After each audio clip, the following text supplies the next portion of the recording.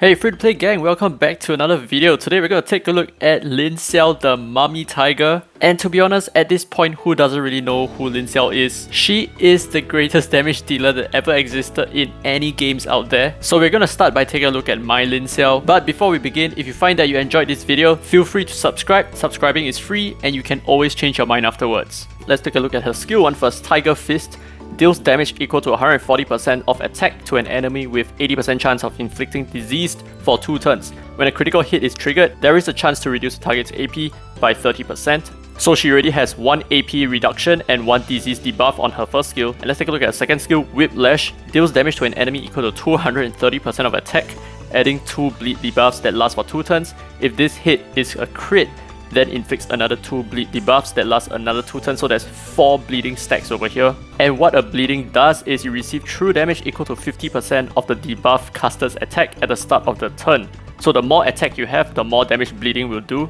And then now we move on to her third skill, which is her main selling point, Light of the Tiger. Grants 3 stacks of Tiger Raw. And what Tiger Raw does is you increase your crit rate to 100% for as many stacks of Tiger Raw that you have. So if you attack 1 time, it reduces by 1 counter, and counter attacks count as well. And of course, you also deal damage to all enemies equal to 100% of attack with an 80% chance of inflicting speed down and defense down for 2 turns. The text order in the skill is actually really important over here. So you grant yourself Tiger Raw first before doing the attack, which means that your third skill is always going to land as a critical hit. And there's also a really good chance that you can apply speed down and defense down, assuming that your accuracy is good. But honestly, accuracy is kind of a broken stat at this point of time. So she's like a super strong DPS with 5 different kinds of debuffs, and all of which are very essential in doing just a lot of damage, right? You have defense breaks, you have speed down, you have disease, which prevents the enemy from healing themselves. And you also have AP reduction, which is great for Chronos, which is great for basically all kinds of bosses, even good for Temporal Tower.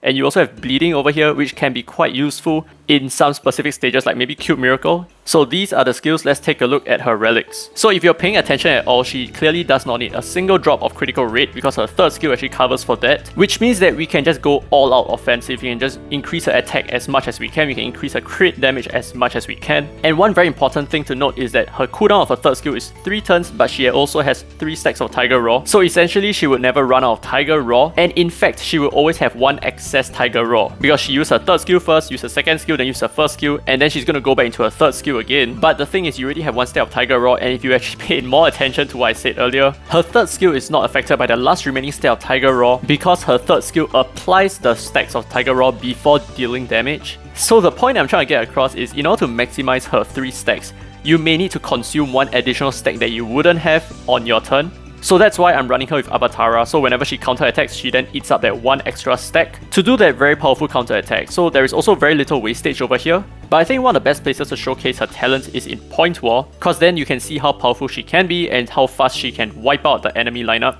But of course, the way I like to run her is slightly faster than the rest of my DPS because her third skill then lands the defense break, which is something that I rely on in order to follow up with a very powerful cleave. So usually I can just one-shot a lot of their DPSs and it's game over from there. But of course, this is not necessarily the only way to use her. There are some other strategies, like for example running a Gabrielle with like more than twice the speed of your Xiao. So Gabrielle actually starts off with an immunity and then quickly follow up with an AoE defense break, and after the AoE defense break, your Xiao would then have a very powerful third skill. And of course, there are other several ways that you can play with Xiao, like using a Fabrice. So let's say Xiao uses her third skill, you can just use Fabrice to grant Xiao another turn, and it's basically one shot with her second skill. So over here you can see Xiao doing a lot of damage to the enemy Fabrice. So 48.6 thousand, this is not the highest that I've actually seen. Sometimes with an attack buff, it can go upwards of 70,000 as well. But honestly, anything excess of 50k is just wasted. Okay, so let's take a look at one more PvP run, and then we're going to take a look at PvE. Well, I mean, it's kind of like the same thing because whatever that you're seeing her performing over here, she is going to perform the same in PvE as well. She is, after all, just a strict DPS, so there's really very little variation in the things that I can show you, but just know that she is incredibly OP.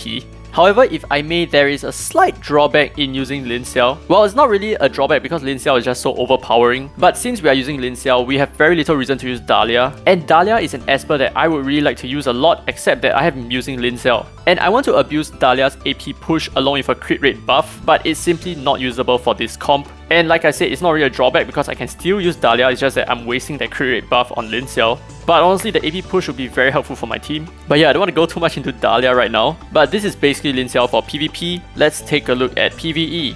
So this is APEP. She is really good for APEP because all her skills land a single hit. So she will be very helpful, especially for early game players who want to clear their first APEP 10. But I mean, she's also incredibly useful for Chronos 10 for her AP reduction on her first skill. But nonetheless, the reason why she's so important for my APEP 10 is that she clears the first 2 waves really fast. So with her AoE, she then allows the rest of my units to one-shot the wave. But of course, that's just for the first wave. For the second wave, it's just full-on brute force. And then we enter the boss fight. So because of her tremendous nuking power and her potential to defense break the boss, we can sometimes see our runs go as fast as 50 seconds, but then again that relies on RNG, so as you can see over here we actually failed the defense break, so that is going to eat into our timing, but so long as it lands, wow, she's going to do so much damage.